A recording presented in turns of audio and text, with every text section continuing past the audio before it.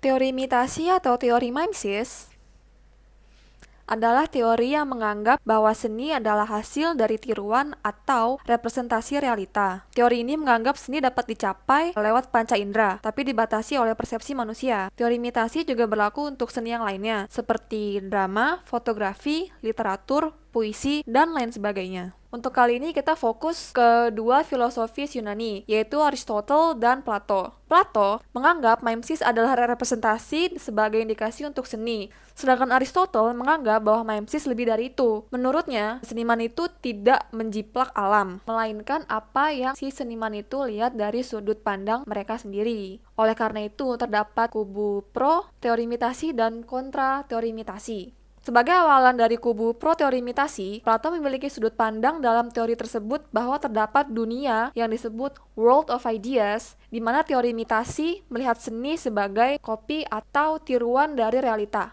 Dalam world of ideas-nya Plato, terdiri dari satu, the world of appearances, yaitu realita yang kita alami saat ini, yang ada di dunia ini. Menurut Plato, dalam realita tersebut, hal-hal yang terjadi itu selalu berubah. Meskipun begitu, terdapat kesamaan dalam hal atau fenomena yang memiliki sifat yang sama.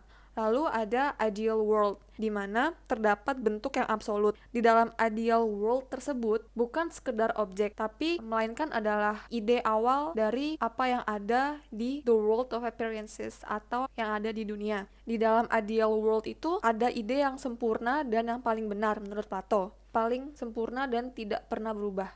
Nah, world of ideas tersebut dapat diimplementasikan sebagai berikut. Contohnya, ada seorang seniman dan ada seorang pengrajin. Kita ambil contoh pengrajin kayu.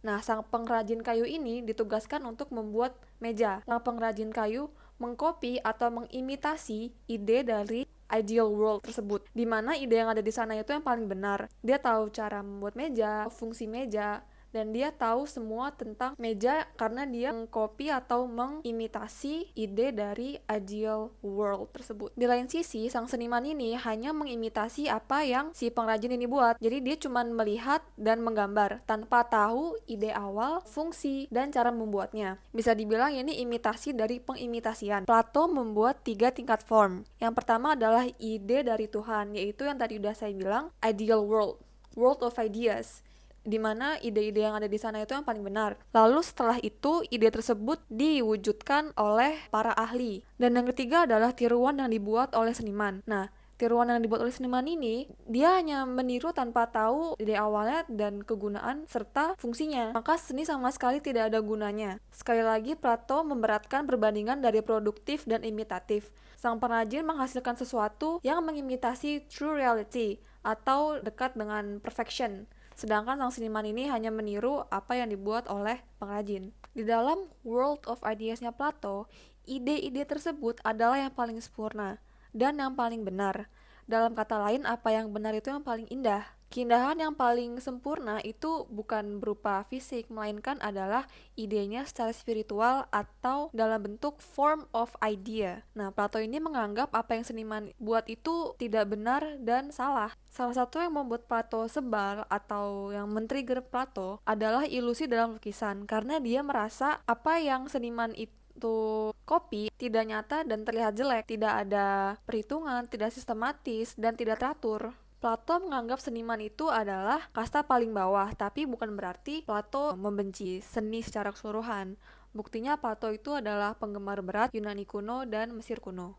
Dalam karya seni neoplatonis, seniman lebih mengimitasi langsung ke ide awal atau form of idea, membuat seniman sejajar dengan craftsman.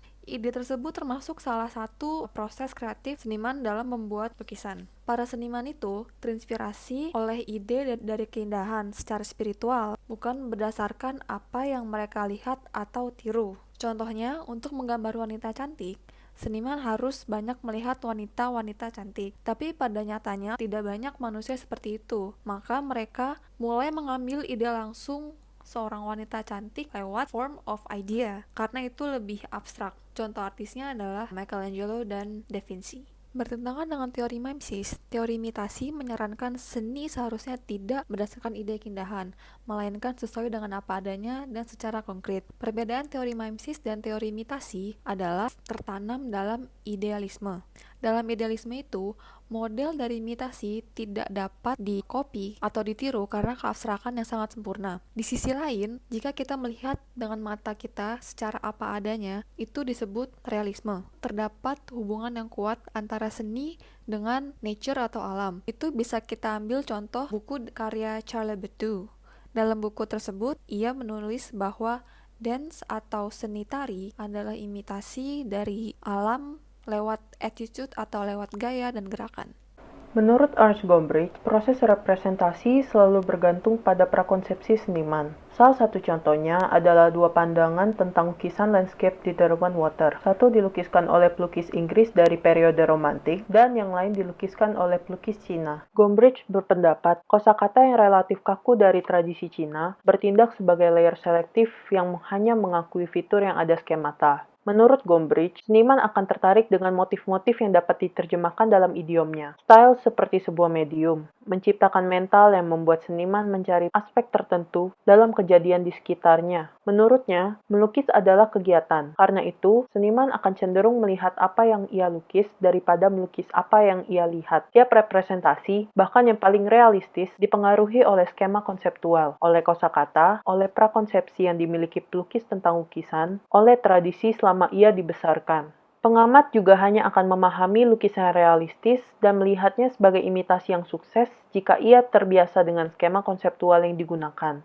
Nelson Goodman berpendapat bahwa representasi selalu bersifat simbolis. Tanda apapun dapat melambangkan apapun. Kesalahpahaman yang serius adalah gagasan yang tersebar luas bahwa gambar lebih realistis semakin membuat ilusi sukses dan dengan demikian meningkatkan peluang pengamat akan bingung membedakan apa yang nyata. Realisme itu relatif, ditentukan oleh sistem standar representasi untuk budaya atau orang tertentu pada waktu tertentu. Hal ini bukanlah masalah hubungan konstan atau absolut antara gambar dan objeknya, tetapi hubungan antara sistem representasi yang digunakan dalam gambar dan sistem standar. Singkatnya, realisme bukanlah masalah peniruan, tetapi tentang konvensi dan tradisi. Alberto Giacometti semasa muda menyalin lukisan dan patung tanpa henti, seringkali terinspirasi oleh reproduksi yang kebetulan ada di tangannya.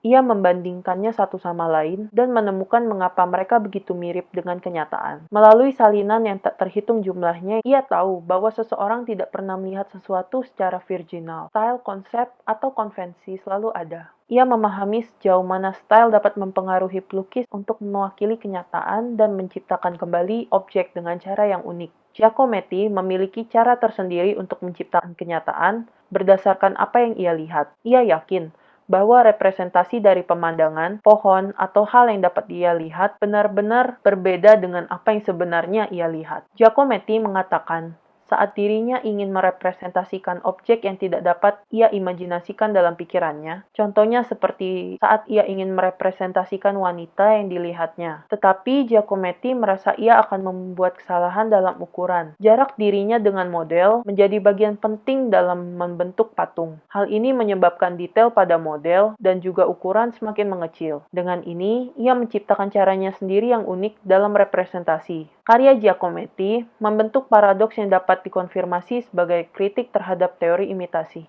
Kesimpulan dalam teori imitasi menurut saya adalah di dalam teori imitasi ini Plato sangat menitikberatkan bahwa seniman itu hanyalah sekedar kopi atau cermin dari nature atau alam. Bukan hal yang asli, bukan hal yang benar, dan sebenarnya hal yang salah kalau menurut Plato seniman itu. Apa yang seniman buat? Yang paling benar itu bukanlah fisik atau bukanlah imitasi, melainkan ide awal yang ada di idea of form atau ideal world menurut Plato itu. Contohnya adalah sebuah portrait. Jika seorang seniman membuat portrait, dia hanya menggambar apa yang dia lihat tanpa mengetahui apa yang terjadi dalam manusia yang sedang ia gambar itu. Dia tidak tahu apa anatomi manusia, dia tidak tahu apa yang terjadi dalam diri badan manusia yang sedang dia gambar itu. Menurut Gombrich, setiap representasi dipengaruhi oleh skema konseptual, background seniman, tradisi selama ia dibesarkan, dan teknik yang ia peroleh. Pengamat atau audiens akan melihat seni sebagai imitasi jika ia terbiasa